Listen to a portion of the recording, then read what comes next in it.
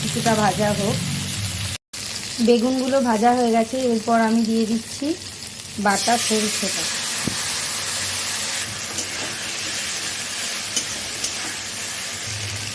দিয়ে দিচ্ছি হলুদের গুঁড়ো, অল্প পরিমাণে জল দিয়ে দিলাম। আপনাদের যেমন ইচ্ছা, যতটা ইচ্ছা আপনারা ঝালেতে জলের পরিমাণটা দিতে পারেন। দিয়ে দিচ্ছি পরিমাণ মতো নুন।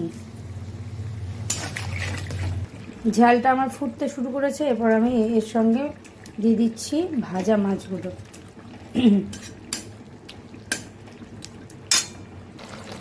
এই যে দেখুন, রেডি হয়ে গেছে আমার খয়রা বেগুনের ঝালটা।